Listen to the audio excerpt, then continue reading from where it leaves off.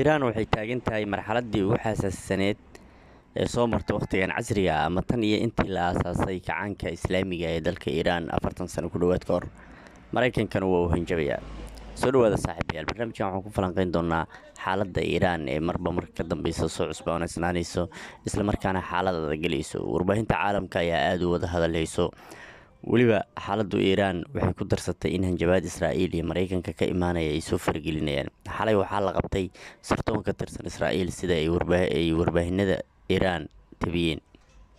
Al Jazeera ayaa tabinayso in Iran ay ku dhawaaqday 3 beri oo baroordiiq qaran oo loo baroordiiqayo dadkii ugu yeertay shuhadada ee ku dhintay bannaanbaxyadan isbuucii saddexaad sii galayo, xilli Maraykankana hanjabaad uu mar kale soo diray oo uu leeyahay haddii ay sii badatay dhimashada dadka Iran waan weerari doonaa.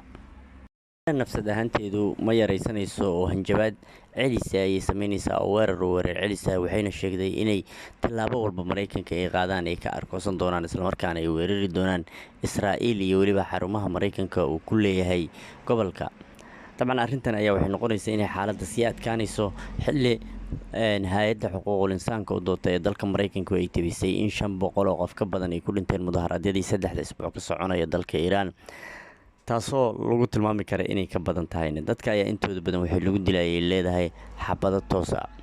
Dhanka kale, warbaahinta gudaha ee Tasnim News Agency ayaa waxay tabisay in ugu yaraan 90 qof ilaa 100 qof lagu dilay mudaharaadyadii 3 isbuuc socday, walow haddana ay sheegaysa in intaas ka badan yihiin iyadu nafsad ahaanteeda. Iran ayaa si toosa dadka u xabadaynaysa, islamarkaana ku tilmaamtay gebi ahaanba cunaqabadayntii Maraykanka uu saaray dalkan inay ka dhalatay dhaqaale darro, islamarkaana dalkooda uunan doonaynin inuu gacanta u galo dad ay adeegsanayaan reer galbeedka, gaar ahaan Israa'iil iyo Maraykanka. Xubnaha baarlamaanka, sanadka iyo koongareeska Maraykanka ayaa ku kala qaybsamay in ficil loo adeegsado arrinta Iran, islamarkaana tallaabo militari laga qaado, taasoo Donald Trump inta badan uu aad ugu hanjabayo maalmihii lasoo dhaafay.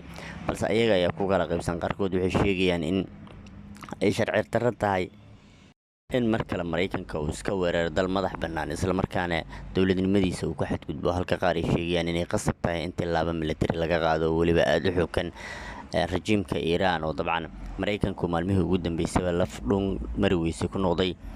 Iran xaaladeedu waxaa lasoo sheegayaa in maalinta ka dambeysay sii xumaanayso, magaalooyin waaweyn ay kusii fidayaan mudaharadayaashan ayaa waxaa hogaaminaya ayaa laleeyahay dad ka soo jeedo dowladdii hore ee la afgambiyey ee dalka Iran, iyo weliba xubno mucaarad ah oo dibad joog ah oo dalka iskaga cararay, islamarkaana ayagu inta badan la shaqaysa reer galbeedka ama raba dowlad furfuran oo reer galbeedka la howlgeli karta inay halkaasi ka dhalato. Maraykanka ayaa rabo iyo Israa'iil inay dowlad ayagu ay rabaan halkaasi ay ka sameeyaan, islamarkaana ay ka samaystaan dalka Iran sidii dalal badan oo ay weerareen ay ka dhigeen. Warbaahinada Reuters, AP, BBC iyo Sky News ayaa warar isku mid qoraya oo ah in Maraykanka gobi ahaanba ay ka go'an tahay inuu weeraro dalka Iran.